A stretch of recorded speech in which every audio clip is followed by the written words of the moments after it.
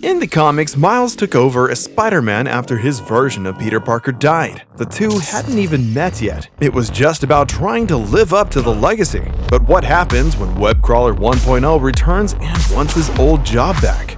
Osborn Industries, former home of the Green Goblin, is quiet at night. The place has been shut down for a while. It's completely deserted. But then suddenly the whole facility is covered in crackling, roaring fire as a familiar figure hits the ground with a massive explosion. The Goblin is right in the middle of the blast, eyes glowing, grinning like a demon now that he's back. He lets his transformation fade as the fires die down, reverting to the human Norman Osborn, but his eyes still have the same fiery red glow. Now no longer a burning, hellish monster, Norman heads into the building. Osborn Industries had been abandoned for a long time. His old office had been ransacked. Nothing's left in the safe but a few discarded bits of paper. Norman glares at the now empty vault before turning his attention to the picture of a horse that still remains on the wall. He takes it down, revealing a hidden retina scanner. It registers Norman with a brief flash of light, and a hidden door slowly clanks open. Within is a treasure trove of supervillain gear. There's some familiar mechanical arms, a fully stocked lab, and vial after vial of goblin venom. Norman picks up a container of the glowing green fluid. He pushes stacks of money off the table, clearing it. He's got work to do. In Miles' family's apartment, he's just been confronted with the reborn Peter Parker. The two just stare at each other for a second. Eventually, Peter asks for his web shooters back. Miles is still stunned to see the dead guy walking around. He puts his hands up to Peter, wanting to make sure he's real. Those, gloves need to be washed. Miles puts his hands down. He still can't say anything. I mean, what do you say when a dead man just comes back? Can you hear me? I'll wait. For a few more seconds, the two just stand there. Then finally, Miles is done processing this. What the f? There it is. What the f? Language? Miles doesn't care about that. He's just amazed that Peter's here. The original Spider-Man doesn't want to get into the details. He just came here to get his stuff. Miles won't even let him wave that off, though. Do Peter's family even know he's back? Peter admits they don't, and as far as he's concerned, they won't. That's none of Miles' business anyway. He never asked Miles to be Spider-Man. And while that's true, as Miles points out, everyone else in Peter's life said they were okay with him taking the role. They even held a memorial for Peter. Peter knows. He was even watching it. Rather than follow up on that, Miles gets an idea. Is this Peter from another dimension? That's happened before. He's met another Peter in the past. But this version of Parker is surprised by that idea. It's probably not another dimensional crossing thing. Not knowing what Miles is talking about, Peter tries to apologize for freaking him out. He still wants his web shooters back, though. Miles can't even process that. It's crazy to him that Peter won't tell Aunt May he's alive. Peter tries to excuse it, saying it'll put her through too much stress. Miles stands his ground, though. May thought her nephew died. He has to tell her. Peter won't budge either. He just comes back to his question. Can I have my web shooters back? She gave them to me because she thought you died. Peter claims he did die, but when Miles asks him to explain, the original Spider-Man doesn't take it well. Hey, I don't know you, kid. I didn't ask for you to pick up the mantle. Miles won't back down, giving the angry Peter an ultimatum. Either Pete tells Aunt May or he will. The two Spideys stare each other down. I just want you to know I was trying to do everything I could to avoid getting weird with you. Step back. Last chance. Just sit down and talk to me. This isn't about you. Peter grabs Miles' hand, looking like he's about to rip the web shooter off. This backfires on him hard. Reflexively, Miles activates his Venom Blast. The crackling lightning is enough to knock Pete across the room, crashing down against the bed. Miles puts his hands up, apologizing and trying to get Peter to calm down. Pete's actually jealous of Miles. They both got bitten by a radioactive spider, but he didn't get the cool blast. Miles theorizes that they got bitten by different types of spiders. Peter can follow that logic, but he's already clenching his fist. His first punch throws Miles back into a chest of drawers. Miles blinks, not sure what is happening. Peter already charging forward, ready for a follow-up, claiming he asked Miles nicely already. Then there's a blinding flash of red light. When Miles comes to, he's still up against the drawers.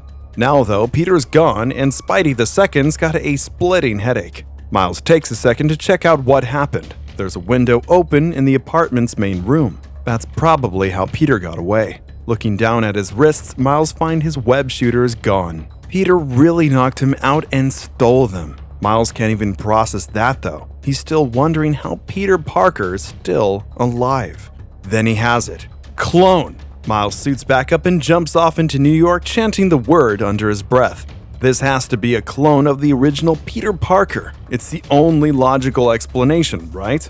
He runs the idea past his best friend Genki over at his house. Miles' friend is always good at listening, though he doesn't get why Spidey jumped to this conclusion. Miles explains that he's run into this exact situation once before. Jessica Drew, the world's Black Widow, is a clone of Peter Parker, and she broke into his apartment too. She was even the one who finally got Miles to accept the mantle of Spider-Man. Genki admits this at least makes it possible that this new Peter's another clone. The tech exists, it could have been used more than once. Still, this doesn't change much. The two spitball about how to handle this. Telling Aunt May, Gwen, or MJ that Peter's back only for it to be revealed it's just a clone, not really him, would be cruel. They could try to find out more information from Jessica Drew, but her phone's off. Before they can work out what to do, Detective Maria Hill shows up ordering Miles to get in her car. She makes it clear she knows he's Spider-Man and that he's in trouble. Genki yells at Miles to run even as Hill tries to insist he get in her car. Forced to make a choice, Miles ultimately jumps the car ready to make a run for it. Hill didn't see that coming. In just a second, Spidey is gone. Maria Hill stares at an empty street before snarling at Genki, calling him an idiot and driving off. As soon as she's gone, Genki starts to let his panic show, and it only gets worse when Miles reappears, having just been hiding nearby invisibly. They don't know why the cops are after Spidey, but it can't be good. Before Miles can continue his investigation into fake Peter though, Genki gets an alert on his phone. He set up notifications for any news on Spidey, and he just got a big one. The two boys are both shocked by what they see. Norman Osborn alive. This doesn't make sense. Norman Osborn is supposed to have died killing Peter Parker. Now they're both back? Miles and Genki don't know how this could have happened, but Miles remembers one big problem. Norman died right in front of Peter Parker's house. He knows where Pete and Aunt May live. Genki just tells him to go, and Miles is quick to do so, suiting back up and heading out towards the Parker house as fast as he can go. Over at Osborn Industries, former S.H.I.E.L.D. director Monica Chang's leading a federal raid on the building. She's not happy with the feds. They blamed her for S.H.I.E.L.D.'s failure, shut down her organization, and now they want her help dealing with supervillains?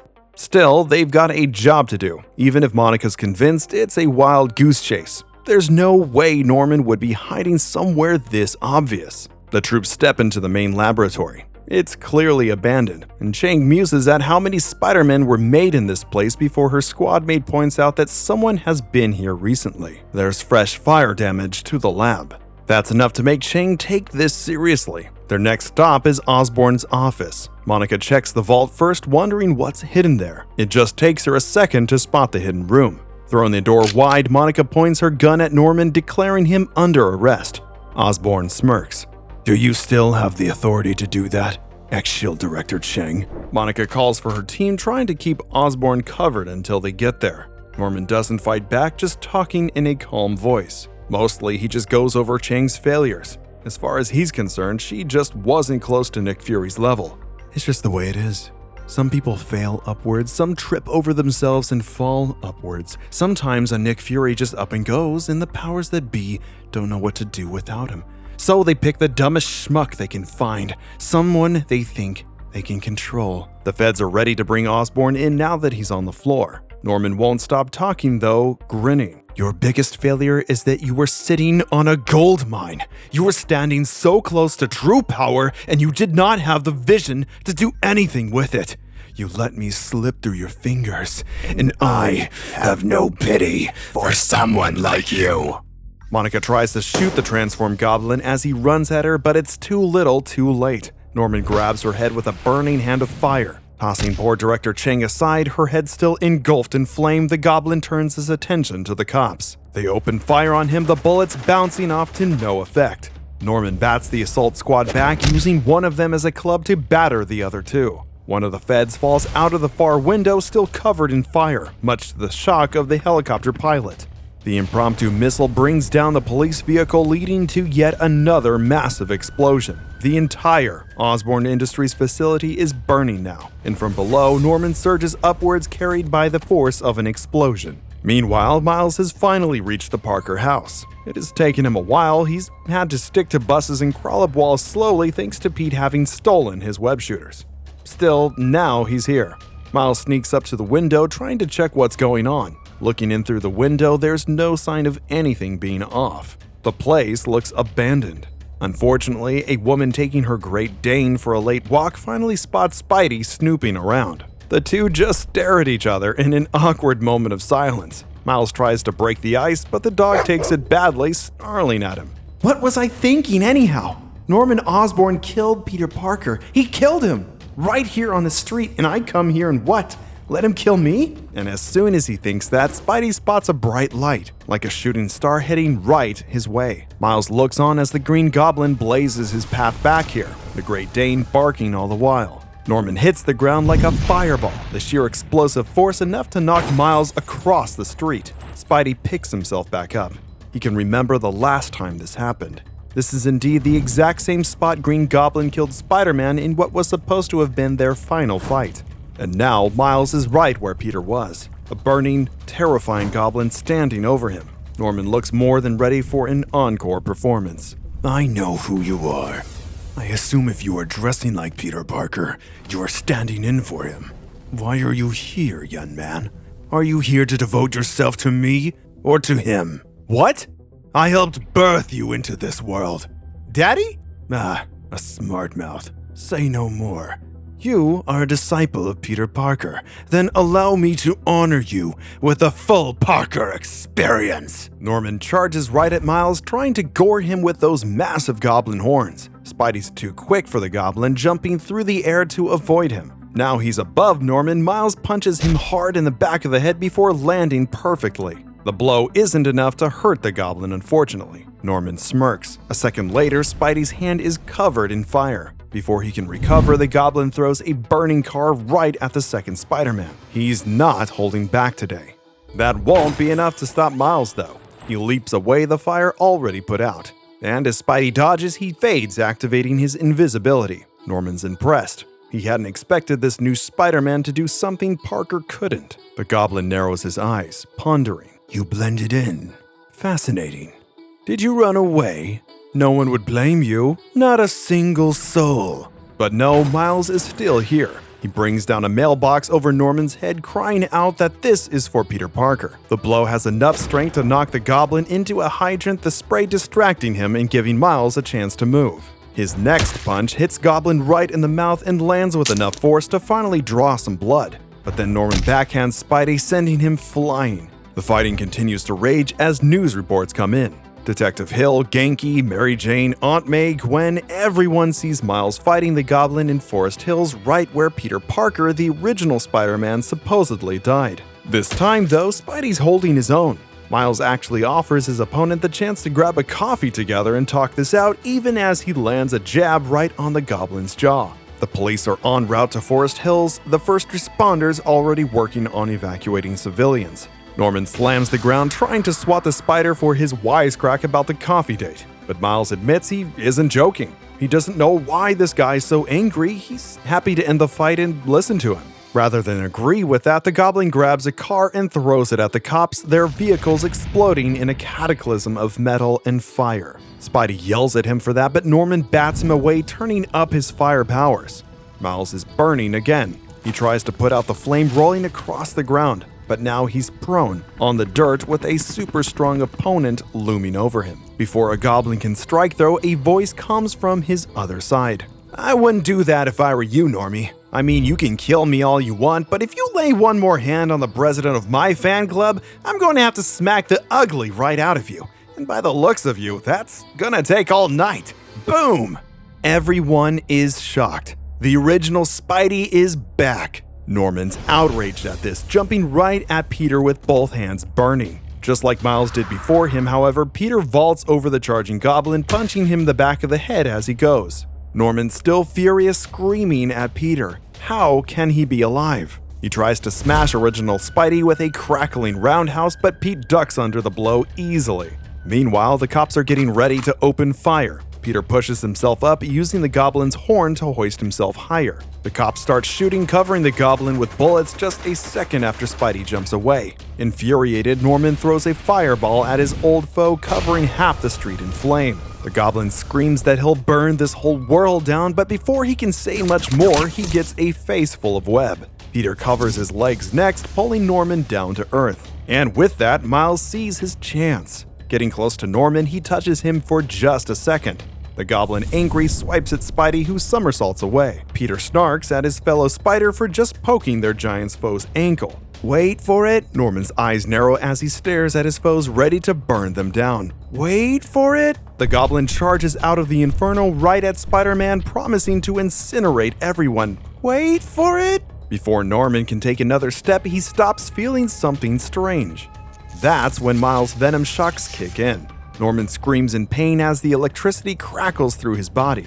Both the Spider-Men are thrown back as the goblin's fire powers go into an explosive overdrive. The cops scramble to get clear as their own vehicles are thrown right at them, the officers running for dear life. Now he's on the ground, Norman is moaning. Everything is wrong. Rather than continue the fight, he jets back off into the sky. The two Spider-Men take a second to catch their breaths now that the fight is over. Peter and Miles are now on much better terms. Neither would have survived against Norman without the other. Before they can make any plans for what to do next, however, the cops order both Spideys to get on the ground. They are under arrest for this. The news helicopters still sit in the sky, broadcasting the fate of these Spider-Men. Aunt May and Gwen have both been watching this whole time, their faces wet with tears. Gwen insists this new Spidey can't be Peter, but looking at him, even over the TV, May can tell. That's her nephew. Somehow, her Peter is still alive. If you enjoyed today's content, feel free to check out our other video to see what happens when Peter Parker really gets unhinged.